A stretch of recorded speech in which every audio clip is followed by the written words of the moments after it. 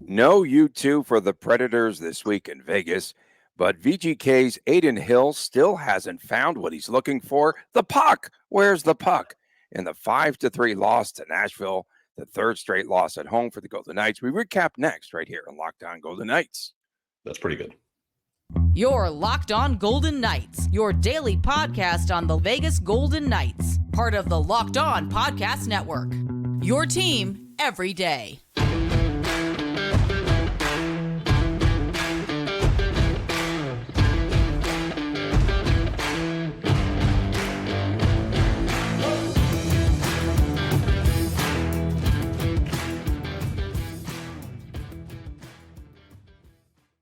Hi again, everyone. Tony Cardasco, Chris Golick from Las Vegas. Thanks for making us your first listen each and every day. Find us wherever you get your podcast.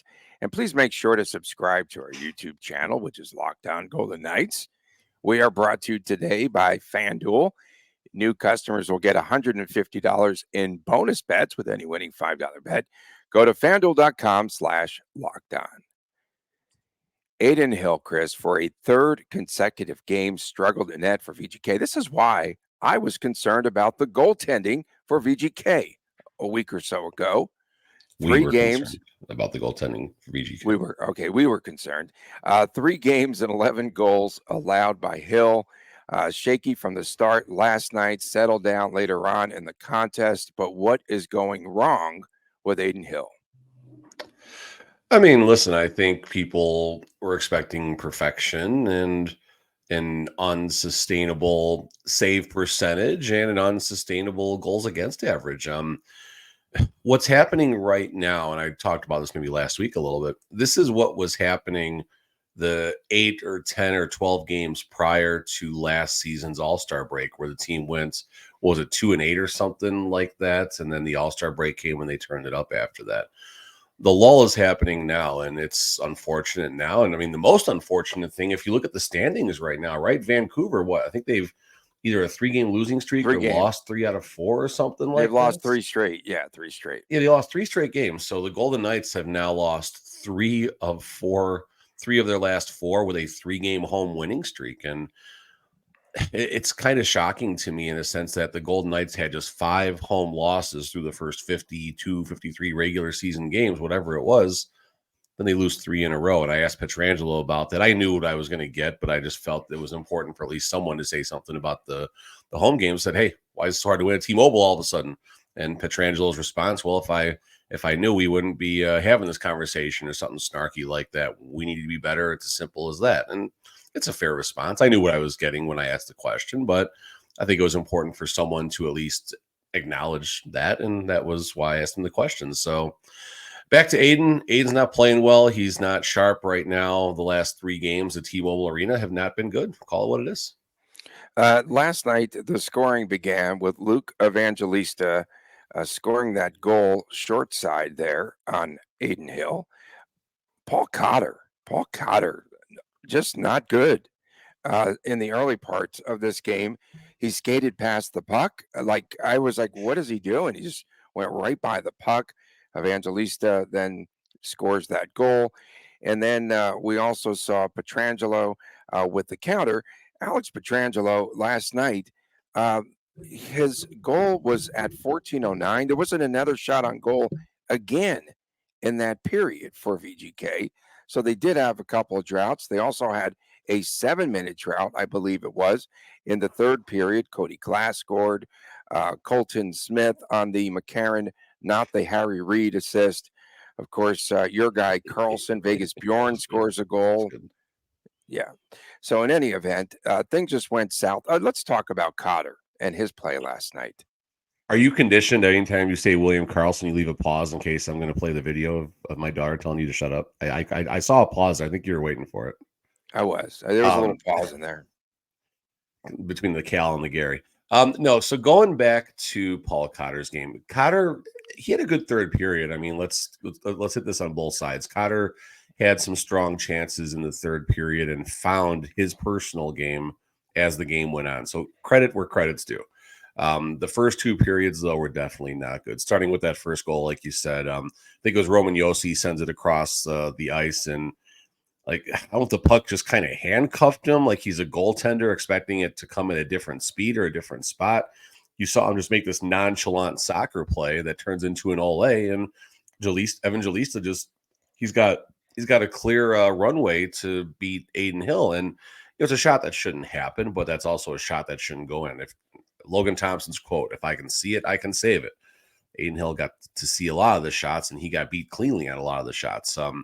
One thing I didn't like that I saw in Cotter's game, he got knocked down and lost a puck battle, led to an odd man rush the other way. And there's a couple plays like that in the first two periods where Cotter just, he was off. And he was trying to find his game. Maybe he started pushing too hard. And, someone made a comment about Cotter on Twitter. I don't know if it was during the day or if it was while I was at the game. And it was, Cotter's not going to be that person. He's never going to, whatever. But Cotter is who he is. Cotter is a grinder. Cotter is a third line player who can help possibly on the top two lines when called upon in short stints. If we're looking for Paul Cotter to become a 22 goal scorer and chip in another 15 assists, or even the other way, 15, 16 goals and 20 plus assists, I don't know if he's going to be that guy. But Cotter is a good energy player. Cotter is a grinder. Cotter, more times than not, will be on the right side of winning puck battles. Seeing Cotter in that, second/third line role regularly, I don't know if that's the best spot for him, though. And Alec Martinez, let's talk about his play. Last two games, he has 5 assists. He's really playing well. And setting up plays, the Amadio goal last night, that was pretty. Talk about his play there. The defenseman now taking more of a leadership role. I mean, I think it was 3 weeks ago, everyone was calling for Alec Martinez to be traded and Miramonov to take his spot on the team, or, whenever Ben Hutton comes back, or Caden Korczak. I mean, Korczak, yeah. That's my point.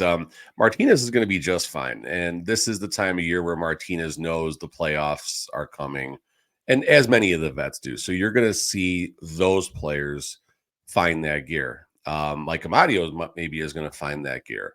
Paul Cotter might have a harder time finding that gear, but there's a lot of leadership around him that will help him be taught to find that gear. Cotter, if I recall, only played 50-something games last year. What I don't recall is how Cotter's game split was. Did he miss like the last 25 games leading up to the playoffs last year, or was it kind of staggered? I can look that up in a second here. So this is possibly new territory for Cotter, the playoff push, going against teams that are desperate to stay in the playoff push. Nashville Predators. Golden Knights handled Nashville Predators last time, right? 4-1. Game was never close. Stone gets a hat trick. Talk more about Stone in the second segment, I guess. But that game was just never even in the balance. And unfortunately, now you have a Coyotes team, another month or so falling out of the playoffs. They're desperate. They come and have a good effort. And Paul Cotter was one of the players that was unable to elevate. There we go. Here come the U2 references. Was unable to elevate personal game to match the desperateness. Is that a word? Desperateness to match the desperati, I don't know, whatever. Desperation. Desperate Golden Knights couldn't handle it. Desperation. Yeah. You talk, I'll drink coffee. Okay. And the new nervousness for Coach Cassidy now is scratching. He's scratching his. Did you see? What's he doing? He's nervous. I heard on my earbuds. I thought I was having interference. I saw. Yeah. There was interference by Cassidy now, because that's his new nervousness. He's not shaking or swaying as much, but now he starts to scratch and like in the middle of a soundbite. Come on, Coach. Quit it. Fine. Leave him alone. Okay. So really fast, Paul Cotter's game log. Well, I'm going to jump in for a second here. Okay. Paul Cotter. So he played last season. Let's see here. Played into April 8th, April 1st. So his games were very periodic down the stretch. So he was regularly in the lineup until about the 21st of March. And then after the 21st of March, he only drew into 3 games. So he played into March last season, but this is still somewhat new territory for Cotter to be in the hunt. And which side of the hunt are the Golden Knights on right now? Are the Golden Knights trying to get to that top. I mean, of course they're trying, but are they competing for the top spot in the Pacific? Are they trying to hold on to home ice advantage in the first round? Are they trying to make Most the likely against playoffs? Edmonton, or are they going to fall flat for the playoffs? I mean, it's, last night, I mean, Stone goes down. We saw that. Carlson goes down. He looked woozy. Oh man, he looked bad after his collisions left Until he and right saw a last night. 4-1 score, knew that he'd have opportunities late when they pulled Adin Hill. Come on. Yeah, but the Golden Knights, to be fair, when they pull their goalie, it's been very, very bad. Been very, very bad. Okay. And Cassidy did say that the depth guys of Nashville were much better than VGK's depth guys. That's where they won. That's how they won the contest last night. That'll be in the third segment a little bit, but the Golden Knights have an issue right now with 3 of their lines, unfortunately. One line is doing really well, and the last 2 games it hasn't done as well because the other teams are adjusting to stop that line because the other 3 forward lines aren't necessarily. I mean, the depth guys did well. Coach also talked about that against the Sharks, right? The depth guys did have a good game, but last night they didn't have a good game. And now coach is spinning the dial. You saw lines being adjusted even early in the game before the injury started to happen. So it's, you got a lot of playoff stuff happening right now. A lot of playoff stuff happening. You have a lot of internal competition for roster spots. For a team that's just off of a Stanley Cup victory, for a team that is still among the Stanley Cup, I don't know if favorites is the word now, but still among that upper third of potential Stanley Cup winners from a betting perspective, there's a lot of questions right now, and it's not just all injury related. And maybe that's going to be a concern as we roll into the final, I think, 45 days of the regular season or whatever the number is, 48 days. Okay, one more meeting against the Predators. That'll be on March the 26th in Vegas. Mark Stone was already wobbly, as Chris reported, on a hit last week, and last night knocked out of the game by a fierce collision. We'll talk about that injury and whether Stone will be out of the lineup for an extended period, and especially on Thursday night next as we continue here on Locked On Golden Knights. We are driven by the search for better, but when it comes to hiring, the best way to search for a candidate isn't a search at all. Don't search, match with Indeed. Ditch the busy work. Use Indeed for scheduling, for screening, and messaging so you can connect with all the candidates a lot faster. And Indeed doesn't just help you hire faster. 93% of employers agree Indeed delivers the highest quality matches compared to other job sites, according to a recent Indeed survey.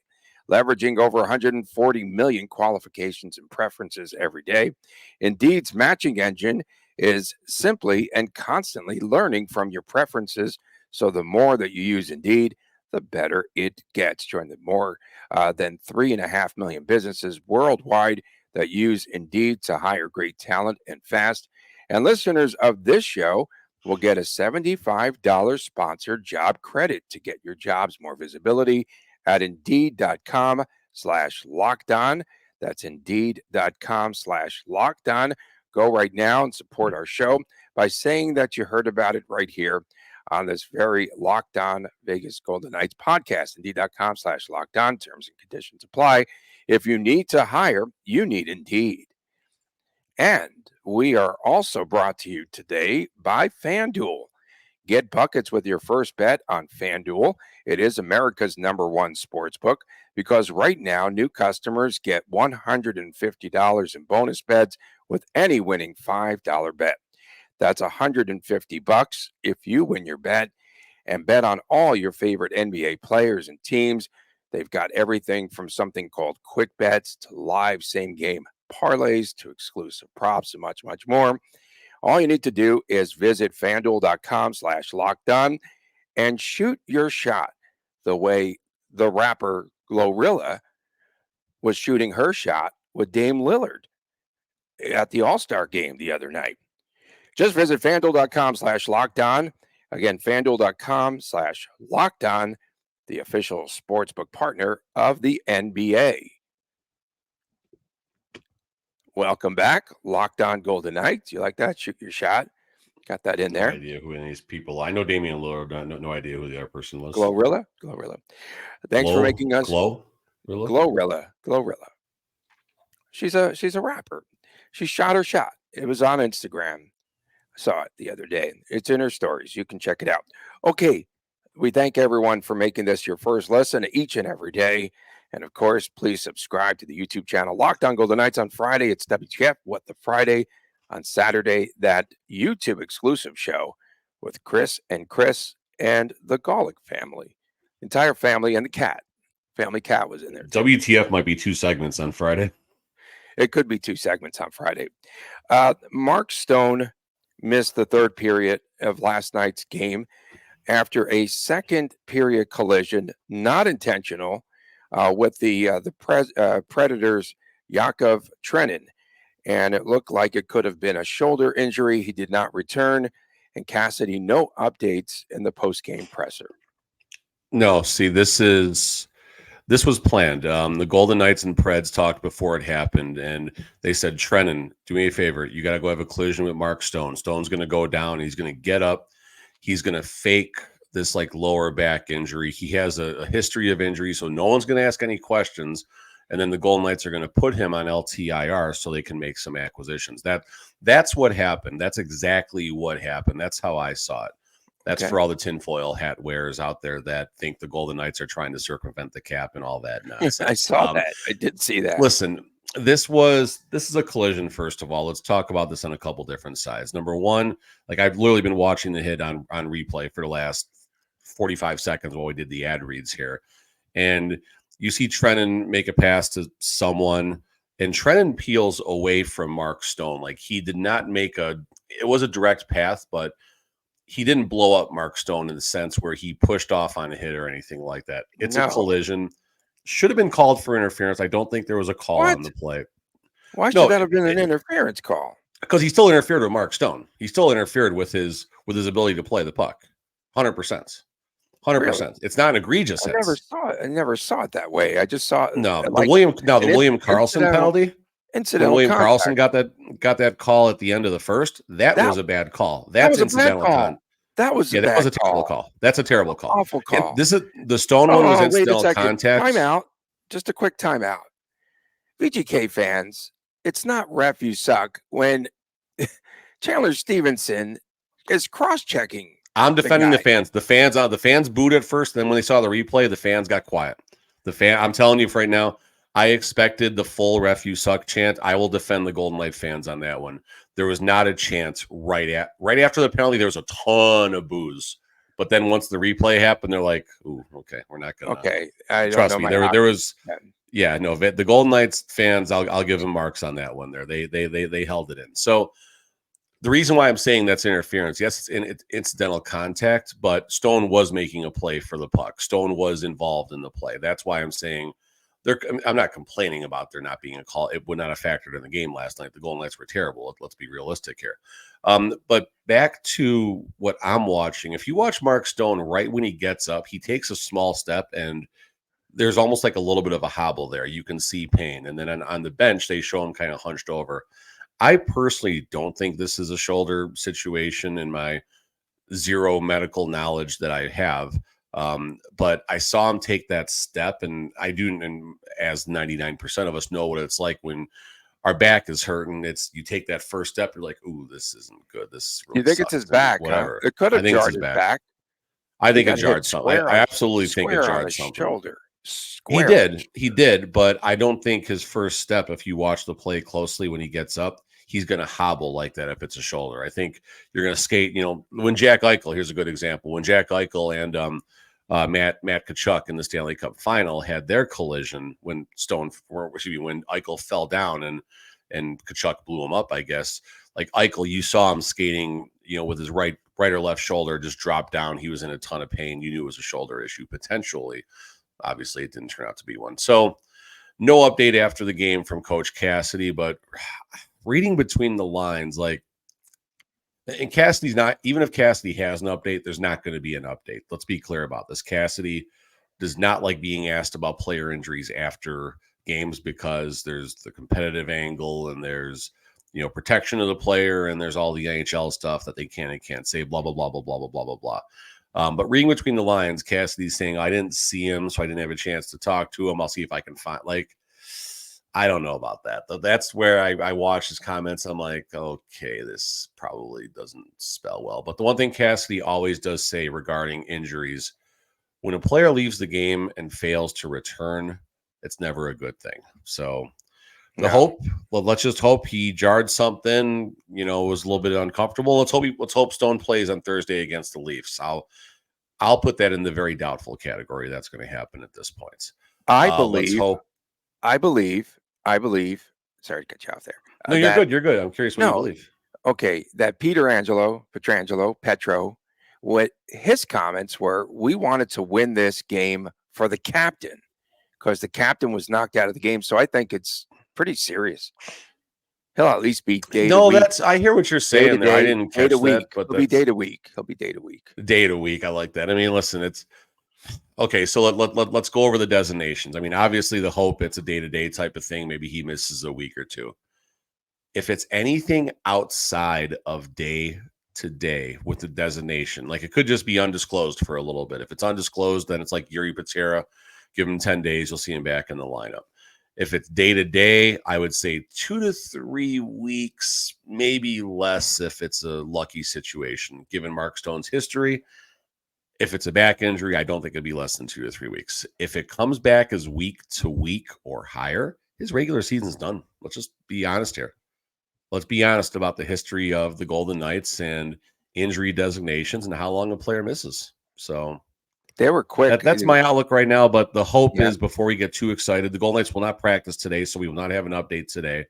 The closest update will come on Thursday when Coach gets asked about it, either after the skates or after Thursday night's game against the Maple Leafs, which is all of a sudden not looking as much fun without Stone and without Eichel potentially and without them in the lineup. Yeah, a very physical game. Very physical game last night on the which I thought was going to help the Golden Knights. I thought it was going to wake them up, but it didn't. They woke up to some degree later on in the contest. Didn't you mention that Stone was shaken up the other night too? Wasn't that the Hurricanes game? Yeah, I can't remember what the specific. I think it was before that. I think it was actually in the Wild game, if I'm not mistaken. Okay, maybe it was in both of them. Okay. I feel like it was in the Wild game, though. I was watching him pretty closely. It could have been in Saturday's game against the Hurricanes, but either way, he looked extremely stiff, very stiff. Now, do I think that played into what happened last night in his collision? I don't know if I'm going to go that far. It could be two completely different things. And I've also been very clear about my assessment of Mark Stone as a skater. He's probably not even the 12th best skater on the Golden Knights, but that's not what his style of game is. Stone is positional. Stone is a great two-way player. Stone knows what to do in the high danger spots. He knows how to get back and help the team on defense.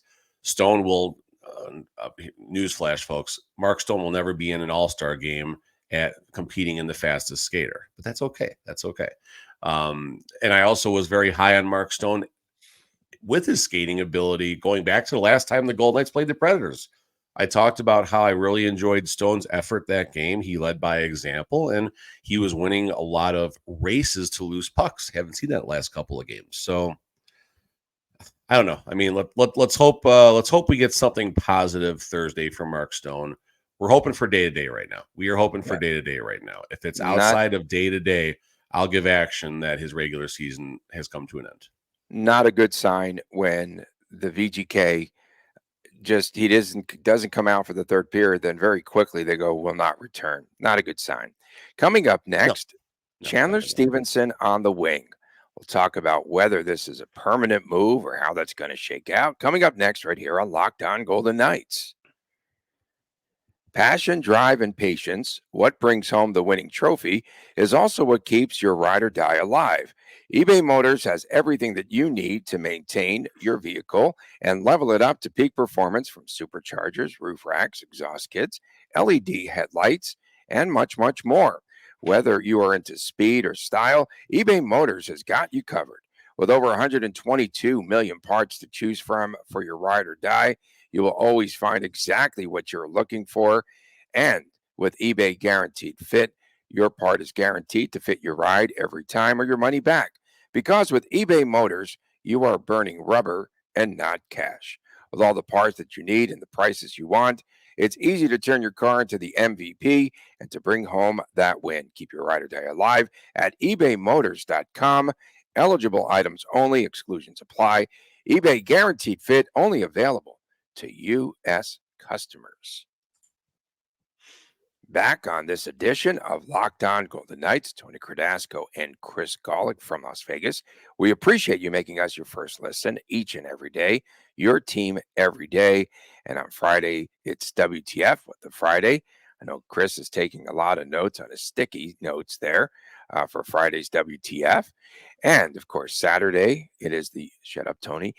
Saturday, it is the YouTube exclusive Locked On Golden Knights Chris and Chris show. Okay, before you jump into Stephenson really fast, just a couple of notes about the game last night. Nick Hague -3, Nick Waugh -3.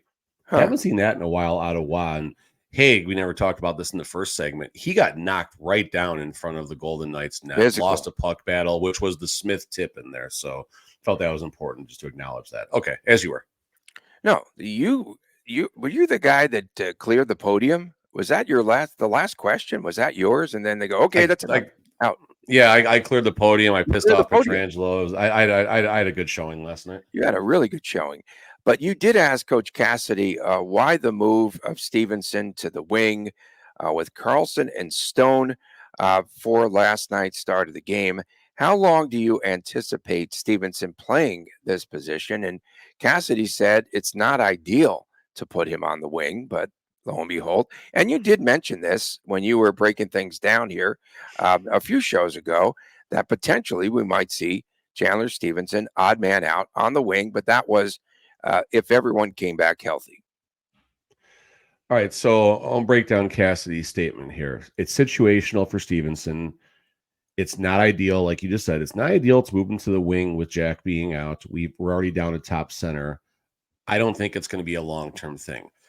So if it's not an ideal thing to have Chandler on the wing, first of all, credit Nick Waugh for causing this mess. Let's be clear about this. Nick Waugh has put Chandler Stephenson into this spot. Stephenson, if he keeps going, has done -3, though, he won't be in that position. No, but this is one bad game in the last 15. Nick Waugh is just fine, I think. But like I said, Nick Waugh has caused this situation to happen, and that's a good thing that Nick Waugh has caused this to happen. But when Coach Cassidy says it's not ideal, but he's still using Stephenson on the wing, this isn't just about now. This is about next season. This is about what Chandler has outside of being Mark Stone's center. What value does Chandler Stephenson have to the Golden Knights when Mark Stone is not out there? We might find out for a little bit. This might be the best opportunity for Chandler Stephenson to audition for his next contract right now. Nick Waugh doing exactly what Coach Cassidy wants players to do when there's opportunities. We heard being the best version of yourself. People just going out there and taking an opportunity and grabbing it when it's there. Well, Nick Waugh did that. And now without Jack Eichel in the lineup, the Golden Knights can't find a place for Stephenson among the top 3 forward lines as a center. What happens when Jack Eichel comes back? Well, it's going to push him down even farther in the lineup, so to speak, right? Another concern right now, from my perspective, isn't just the fact that Stephenson is trying to find his way right now, and he probably will. Let's give Chandler some credit. This is not a segment where I'm going to bash him. That's definitely not the way I want this to come across. But the concern that I have from watching this team up in the press box and up in the seats as a fan with my family sometimes, you got one line right now. Yes, some of the depth players are doing something, but you got one line right now. Cassidy was spinning the lines in the first period before there was injuries, moving players around, seeing if anyone could click. So this is going to be something to watch going forward. Outside of great goaltending, outside of great coaching, outside of great defense, it really comes down to your middle 6 or your bottom 9 forwards to winning a playoff series. And right now, the Golden Knights have one line that they're comfortable with. They don't have necessarily a good 4th energy line right now, although Amadio down there is interesting. I will concede Amadio is almost like a poor man's Nick Waugh, as much sense as that makes. That's kind of what what Amadio might turn out to be. He can grind, he can play defense, and he's starting to get a little bit of a scoring touch right now. So Stephenson finding his way on the wing is a concern. Bigger concern for me is there's 3 lines right now that lack an identity for the Golden Knights, and that could be a problem for the next 45 days, or it could get worked out. One thing that I noticed in that game last night was that the Predators did a really good job in stopping low to high. So teams are adapting, they're making adjustments, and they were clogging the passing lanes. I thought that they did a really good job there. So many times, VGK, no outlet there, which they typically can find that space. Also, can you please talk to the point about Shea Theodore's return? I guess 30 minutes and 31 seconds and into the show would be a good time for us to bring that up. Well, we got lots there, yeah. No, I know we both forgot. Yeah, no, we didn't forget. We had too much U2, too many references. Way too much U2. We've been at least in 27-minute marker if we wouldn't have U2 references. No, I mean, listen, Shea was great. I was joking with someone during the day that, Cassidy made the comments that, he's cleared, so he's going to get his minutes, and Golden Knights, it's kind of just surprising to me how someone misses 3 months and then all of a sudden they're in midseason form as far as from the coach's perspective about minutes played and stuff. And credit Shea Theodore for having a good game, right? He played 21 minutes. And he stayed till the end of the game. He stayed till the end of the game. Not a lot of fans. First time in 35 games he was out there. He missed 35 games. That's a lot. Yeah, and my question to him, and this is just a standard hockey player answer. I asked him kind of what I was talking to White Cloud about last season and early this season. When you miss an extended period of time, what do you learn? And he just deflected it, which is fine. It's okay. Hockey. No, he didn't deflect. No, you're wrong. He didn't deflect it. He said, I credit a lot to Tony Cardasco for keeping things going there on the podcast. I thought he said that. No, Shut up, Tony. I thought he did a good job there, Chris, and just explaining that he did learn a lot and that he wanted to be out there and that he watched the team every game through their struggles and through everything, through their success. No, and I thought it was that's good. fair. I mean, maybe I would have. I guess I was hoping for something specific, maybe more along the lines of how I discussed it with White Cloud a while back. So I see where you're going with that. Stephenson's stat line on the game: 21 minutes, -1, gets an assists. I mean, but he was really good out there. He was really good. Stephenson or Theodore? Theodore. I say Stevenson. Yeah. That was Theodore's line, definitely, if I got the names mixed up. I wanted to. You saw the Golden Knights, some of their exits better. You saw. I mean, the players. It's like I got the yips like Adin Thompson and Logan Hill right now. Oh, geez, not that again. You saw. I know. Yeah, I got the now blocks right now. I got the Chris now blocks, the Edmonton coach going on right now. No, but you saw Theodore. The Chris. Good. You saw Theodore's exits. You saw his ability to just simply get the puck out of the zone on his own. And there was a couple times where the Golden Knights had so much offensive zone puck possession, and you look and you see Theodore's out there. Theodore is one of the players kind of directing traffic when it looked like the Golden Knights would be on a power play, but it's a 5-on-5. That's actually what happened on Petrangelo's goal. Theodore wouldn't be out there for that one, I don't think, but the Golden Knights had all this offensive zone time, and I think they completed 8 passes in a 5-on-5, and then finally Petrangelo comes down the right side and finds a seam and tied the game. So there were some moments last night, but last thing, and then I'm done. You said low to high. I didn't see the Golden Knights get behind the Preds defense a whole lot. You saw some good passing in the offensive zone. You saw some rush goals, which is standard, but you didn't see that grinded out type of play in the corner or a cycle where the puck does get high and they work it around the perimeter and get that shot that deflects or beats the goalie clean. Didn't see a lot of that last night. So I'm with you on the low to high stuff. Okay. And speaking of exits, it's time for us to depart. Sorry about that. Of course, we appreciate everyone tuning in, especially our everydayers. Fridays, WTF. Saturdays, the Chris and Chris Show, the YouTube exclusive. Please subscribe on YouTube. We appreciate that. And for my man, Chris Golick, I'm Tony Cardasco from Las Vegas. We'll see you tomorrow right here on Locked On Golden Knights. Take care.